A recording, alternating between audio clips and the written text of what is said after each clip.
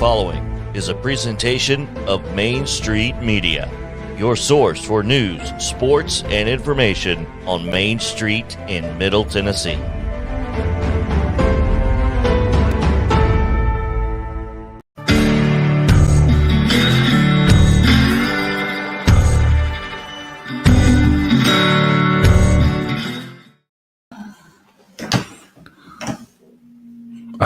Good morning. How's everybody doing today? Had a little bit of a technical issue right there. But I'm Casey Patrick. Welcome to Casey's Take. Today we're going to talk a lot of Vols football. I think that's kind of taken over the sports world, especially for me. So we're going to talk the Vols Kentucky game first, because I do want to go ahead and get that out of the way. I didn't know how unreasonably uneven my hat was. Let me change that. We're going to talk Vols Georgia, and then we're going to talk the college football rankings, because I don't necessarily agree with everything that I saw. But and then we're going to end with high school sports, and it's the first week of high school football playoffs. So a lot to talk to today. Let's get right on into it. Like I said, first take, UT Vols, and they just wore out Kentucky. I'm pretty sure most of us probably watched the game, or we've seen the highlights by now. Kentucky couldn't do much of anything. That first drive that they scored on, I thought that was kind of a glimpse of what they wanted to do all night. I thought it was kind of a glimpse into the future of what they were going to do for the most of the night. But Tennessee's defense came to play, which, you know, honestly, I think if you're in the rest of the SEC, that probably scares you, right? I mean, there are teams that think they can outrun Tennessee, play offense with them and just score at will on their defense. But if their defense is playing like they played last Saturday, this becomes a legit title contender. Tennessee does. I guess my favorite part about it was, you know, the offensive coordinator and Will Levis talking about real football all week long heading up to this. You can call Tennessee's offense gimmicky. You can call it whatever you want to try and discredit the fact that they put up an insane amount of points. But here's the thing. If your team puts up 6 in a football game and the other team puts up 44, maybe you need to try and do what they're doing.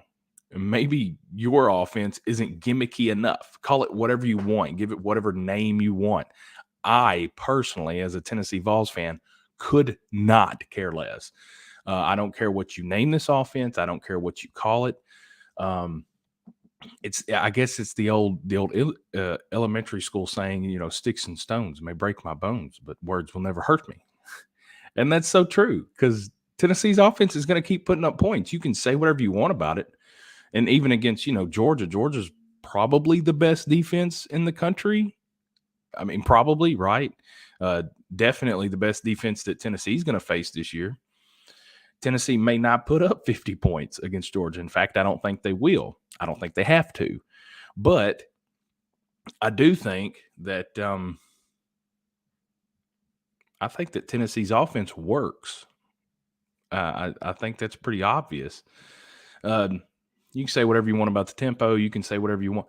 Heupel, Alex Golesh, Kelsey Pope, this entire offensive staff, they figure out how to get the most out of their players. Heupel and Golesh figure out how to get these guys open all the time. Wide open. Hendon Hooker, as great as he has been, is just quite simply throwing the ball to the open guy. He's playing pitch and catch, and that's all he's done all year long. Thank God he's a little bit more accurate than Joe Milton was at the beginning of last year, because he's hitting on a lot of these passes. It makes the Tennessee offense explosive. I think there's a lot of credit that should go around to a lot of different people. I think they all deserve it. Hendon Hooker, Jalen Hyatt, Cedric Tillman's back. He's going to start showing off his ability. Brew McCoy gives you a whole different type of ability in a wide receiver spot. The running backs have played well. The offensive line has been insane. I don't think you can say enough about what these coaches have done to not only get the players – oh, I knocked my computer off – to not only get the players ready, but find out ways to help them win. find out ways to help them get open or ways to help the team put up points. And on defense, Rodney Garner's been insane with the defensive lineman. It all kind of just came together last Saturday. And here's the thing. I know people might look at 44 points and think, oh, wow, Tennessee's offense was great. Tennessee's offense was not good. Tennessee's offense was not good at all. The Tennessee defense turned a lot of plays into points. A lot of short field situations. Paxton Brooks was nuts as a punter. He's been great all year long, even though he's only punted like 4 times. Tennessee just put everything together, and the offense was running at like 60%, and they beat a number 19 team in the country 44-6. It was, like the word says, dismantle. It was a complete dismantling of the Wildcats. And Georgia did basically the same thing to Florida. I think Florida held around or played, they held on a little bit longer than they probably should have. I think Georgia's a little bit better than they played the first 2 or 3 quarters of that game. But Tennessee just wiping the floor with Kentucky, which was a wonderful thing to see. And while I was watching the game I always go to my Bala house. His name is Eric. And I watched the game with his other 2 sons, Noah and Chase, and his daughter, my half-sister Kaylee, was there last Saturday as well. But we always try to watch the games together. And Chase looked over at me and he said, "You're a little bit more animated for this game than usual." And it took me a minute to realize why, but it was because Kentucky, their fans, the players, the coaches, they had all been doing just a little bit too much talking. And I feel like that 44-6 beatdown may have brought them back down to earth. I know they've had a few 10-win seasons. I think you have to give Mark Stoops a lot of credit for what he's done in Kentucky. I think he's been great for them. But they need to understand who they are and where they're at. They are a basketball school. They need to remember that. Basketball season is right around the corner. If you're a Kentucky fan, you're going to stop watching football anyway. You don't really care about football, let's be honest. You like to see them do well, and those 10-win seasons have been great, including that dismantling of Tennessee that Kentucky gave them a few years ago in Pruitt's last season. There are definitely reasons for them to want to watch football, but Tennessee's back, and they're going to put Kentucky back in its place, and that started Saturday. It's going to continue as long as Josh Heupel doesn't take an NFL job. That's something that we're going to talk about at a different date and time, Josh Heupel and his future. I may get into it a little bit today, but I've got a little DMA read. Y'all are going to go watch these awesome commercials, these Michael Bay directed commercials, and then you're going to come back and watch the rest of the show. So Casey's Take brought to you by DMA Orthopedics and Dr. Anthony Tropiano. Dr. Anthony Tropiano provides patients with prompt, effective treatment using the best technology available and in a manner that is compassionate and understanding of their needs. Dr. Tropiano is a board-certified orthopedic surgeon. Call 615-441-4522 today. That's 615-441-4522. Now let's go watch some commercials.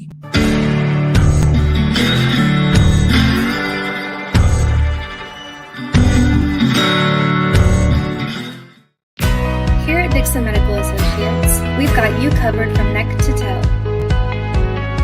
Our orthopedics team offers services in sports medicine, foot and ankle reconstruction, spinal surgery, and more.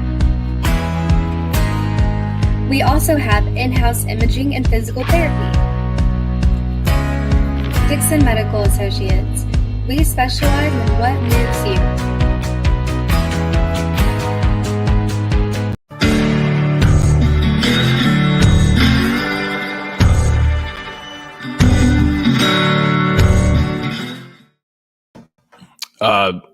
I just realized I need to talk about the Heupel stuff just a little bit more and Tennessee Titan stuff. So I hit my desk. We're gonna talk about that in the third take. But the second take, I hit the other side of my desk. Hopefully, it's not too loud. Excuse me. But the second take, we're gonna talk Vols versus Dogs. You see it down here on the bottom.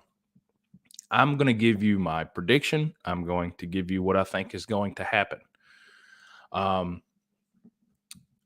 There's a part of me that thinks this is a very low probability, but there's a part of me that thinks that either one of these teams could win going away. I think if Tennessee's defense plays elite level defense and the offense starts clicking on all cylinders, I think Tennessee could win this game by a pretty marginal score. And I feel like that's the same for Georgia. And if Georgia's defensive line plays like that defensive line from a year ago and they make it really hard on Tennessee to run, you're going to look at another game where Tennessee is going to score like 17 points because that's how important the run game is to them. It's going to be a lot like last year's game, and Georgia's going to just get up on top of them and make it really hard to win. I could definitely see a world where Tennessee might win this game like 52-24. Georgia could win this game 42-14, but that's a very low probability. Let's just be honest about that. Either way, for either team. And I know Georgia fans are like, there's no way they're putting up 50 on us. I'm not saying Tennessee's going to do that. I'm just saying there's a small possibility that either one of these two teams could win running away. What I will say, here's what I think is much more likely to happen. I think that this game is going to be 31-27. The winner scores 31, obviously. But I think either way, it's going to come down to it's going to be a 4-point game late in the fourth quarter, and one of these teams are going to make a mistake. Last drive of the game, this is what I've been thinking the whole time. I think Stetson Bennett, as good as he's been, and he's put up pretty good numbers this year. Stetson Bennett's been throwing the ball around pretty good. He's also made some mistakes. He's turned the ball over. That's one thing that Hendon Hooker doesn't do quite as much. Hendon's only thrown one interception. I think he's fumbled 3 or 4 times, maybe 3 times. But I think a 31-27, and I think Stetson Bennett throws an interception on Tennessee's 40-yard line with about 14 seconds to go. And I think that's how Tennessee wins the football game. 31-27. I know that score's a little bit lower than what some of you may expect, but go look at the Vegas over-under totals. I think it's like 64.5 from what I saw last night, maybe 65.5. Vegas doesn't necessarily think this is going to be a 40-30, 40-50 game. I think it could be 31-27. That's the number that's been in my head. 31-28, maybe. But I think the team that scores 30 wins this game. I could be completely wrong. We'll come back next week and it'll be an absolute shootout, 52-49 like the Bama game. Whatever. I may be wrong, but I feel like Georgia's defense shows up. I feel like Tennessee shows up just enough to make them show up. But in the end, I think Stetson Bennett throws a pick on the final drive of the game. Tennessee gets to win. And here's the thing, Tennessee fans. I'm just going to tell you, I know a lot of people feel like, especially last week, this is something Zach Womble said on the Friday night show that they do. Zach said that if Tennessee loses to Kentucky, they basically lose everything that they've done this year. And while I couldn't disagree more with that, and I told him the same thing, Tennessee is most definitely playing with house money right now. And anything other than Georgia just absolutely blasting Tennessee, and Tennessee still has a chance to do whatever they want for the rest of the year. I think Tennessee can win this game. I think Tennessee will win this game. They're playing at such a high level with so much emotion and confidence. I don't know necessarily who can stop them. Plus, they've got a pretty smart guy that's getting people open, and they've got people that are executing. It comes down to a few things for me. Can Georgia's defensive line hold Tennessee to like 2.5 yards a carry? Or is Tennessee going to get 5? Because if Tennessee can stay ahead of the chains, run the ball on first down and get 5 yards, they're going to throw it on 2nd and 5 a bunch. They're going to throw it on 2nd and 5, 2nd and 4. That's when they're going to look to hit some of their plays because they feel like they can get back on 3rd down and get close. Fourth and short. 3rd and 4th downs are going to be huge, obviously. but it's Georgia's defensive line against Tennessee's run game. And then on the other end, it comes down to the running game again. And as much as people want to look to the future of football, it comes down to who can run the ball better. This is great. I love it. It's almost like old school football, but with a whole lot of twist on it. I think Tennessee can win. I think Tennessee better win. This is a really good season for them. And in order to keep this momentum going, they're going to need a good showing. And I've been telling Georgia fans all week, listen, the way this Tennessee team plays, Georgia, you got a good team. In fact, I think you have the best team in the entire country. You may not be playing the best, but if you show up on Saturday and you don't bring your A game, there's a chance you get knocked out in your own house. It's a real possibility. And I've been telling Georgia fans, listen, Tennessee may not win, but if your Bulldogs don't show up, they're going to get ran. It ain't going to be 44-6 like the Kentucky game, but it might get to the point where Georgia fans feel disrespected. They feel kind of crappy about how the team showed up. And that's a possibility because Tennessee's playing very confidently right now. But we're going to go on into the third take, which is going to be just a bunch of different things. But we're going to start out with the college football playoff rankings.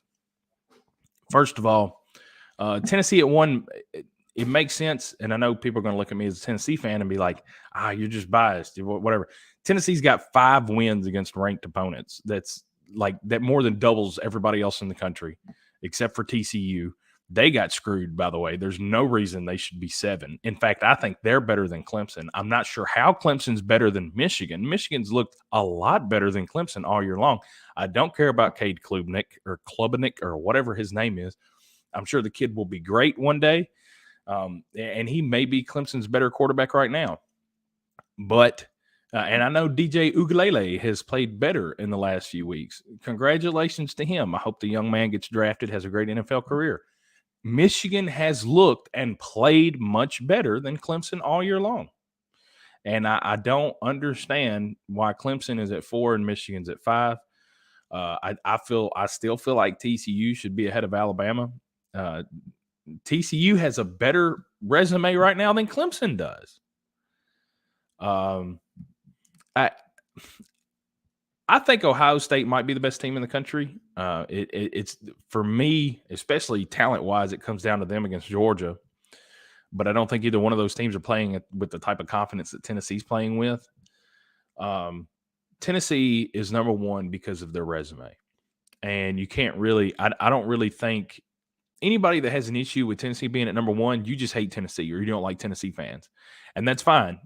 You can admit that. But I'm going to tell you right now, you look like an idiot if you try and explain that Tennessee shouldn't be number 1 in the college football playoff rankings because they have 5 ranked wins. They have the best win in all of college football when they beat Alabama. That's the best win on anybody's resume.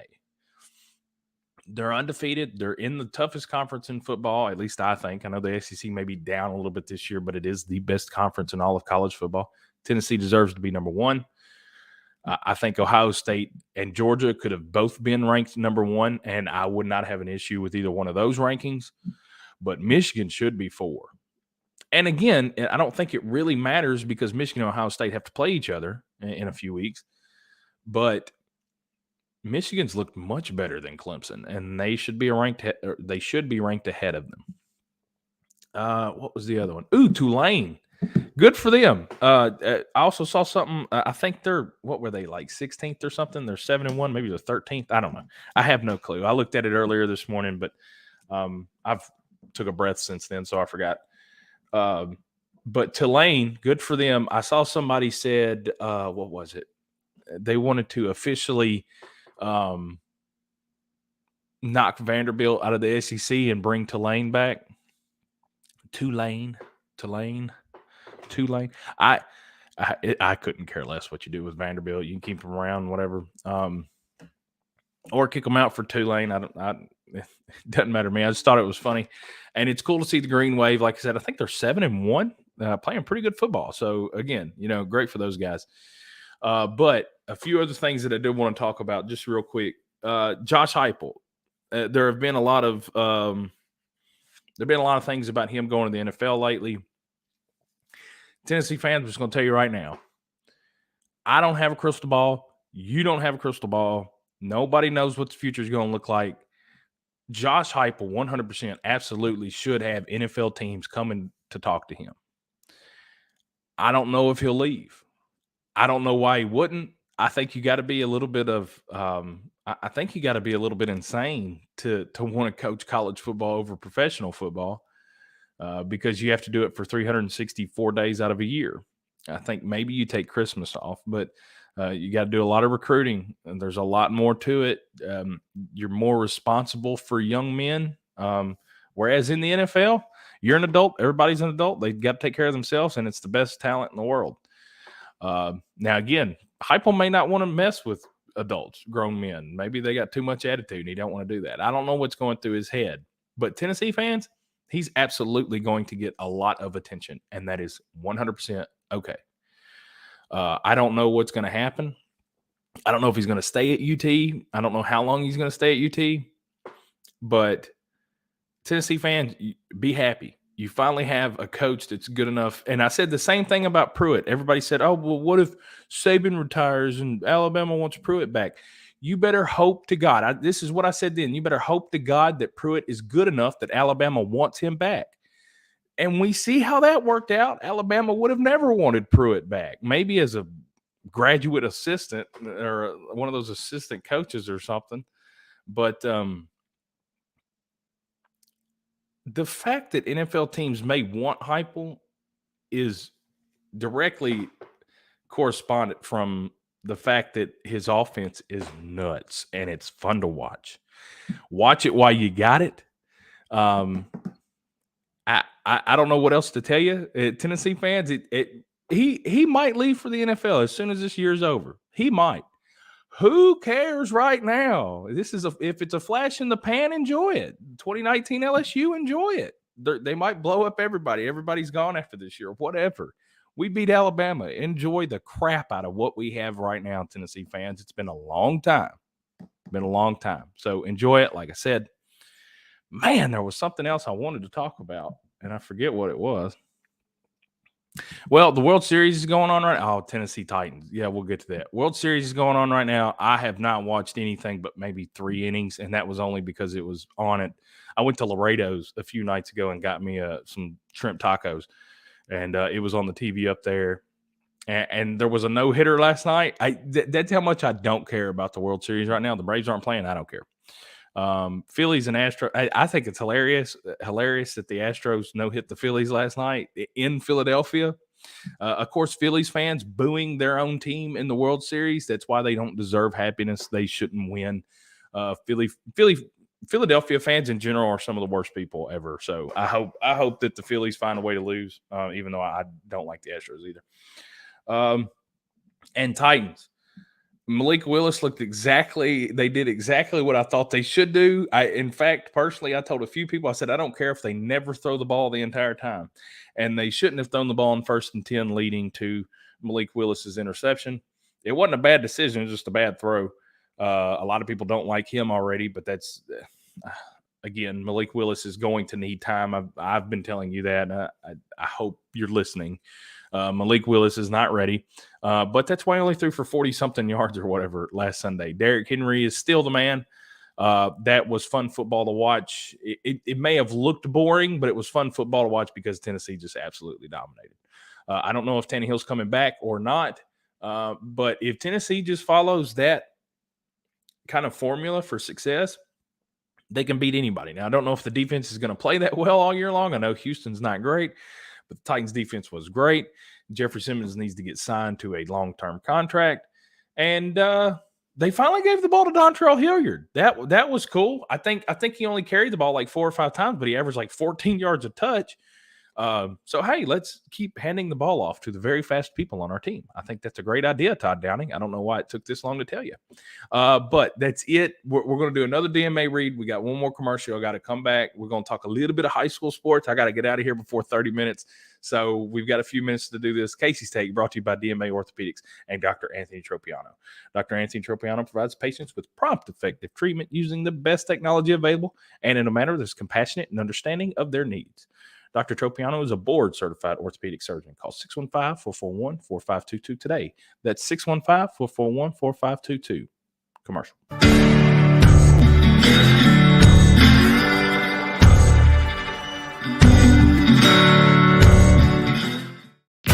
Here at Dixon Medical Associates, we've got you covered from neck to toe. Our orthopedics team offers services in sports medicine, foot and ankle reconstruction, spinal surgery, and more. We also have in-house imaging and physical therapy. Dixon Medical Associates. We specialize in what moves you.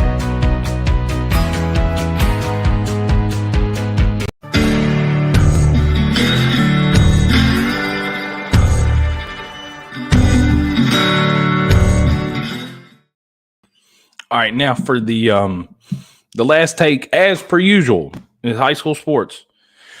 Excuse me. We've got the first week of high school playoff football this week. I will be at Hardin County. That's where Creekwood's going to be. Me and Shane Rye are going to go out there. Shane's going to shoot some photos. He's been taking some great photos this year. He's been a huge help. Of course, Marty's been helping me since I got here. Marty Allison has been a huge help to me to just do everything I can to keep this paper running. And then we added Shane earlier this year. Shane's been huge for us as well, and he takes great photos. I love his photos. He's going to be out there with me at Hardin County, Savannah, Friday night. Sycamore is on the road. It's great to see the War Eagles back in the playoffs. Great for them, great for Coach Harris, and that's where I was at last Friday. Great game against Joe Burns, I believe. And they're going to be on the road at Smith County. They seem to be pretty excited about that matchup when they heard that Smith County took down East Nashville. So they get to go play the Owls, I think is who. Maybe that was Bledsoe County. Harpeth is playing at Bledsoe County. I don't know anything about Bledsoe County. I legitimately have no clue. They have the same record as Harpeth. I picked Harpeth to win that game. I hope Harpeth can win because it'd be great to see the Indians make it through the playoffs a little bit. Sycamore, again, I don't know much about Smith County, but they are 8-2 or 9-1. Smith County's really good just by looking at their record and some of the teams that they've beat. So that one's going to be a tough test for Sycamore, but they've got a chance. But Creekwood at Hardin County. Creekwood's defense has not allowed more than 6 points in the last few weeks, in like the last 2 months almost. Their defense is playing as well as any defense in the area, and their offense is turning that great defense into points.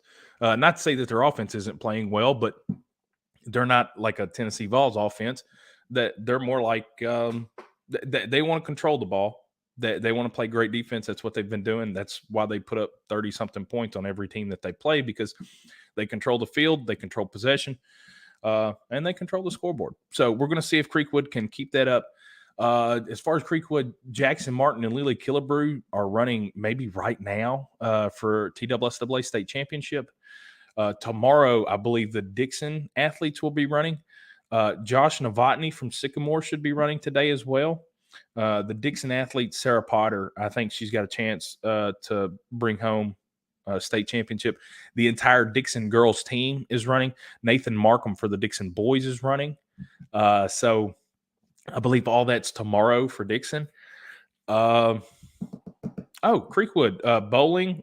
We went and beat Lawrence County Tuesday in Lawrence County. That was a little bit of a haul.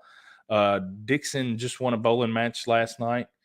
That's about all I got for high school sports. And again, I've only got a few seconds here.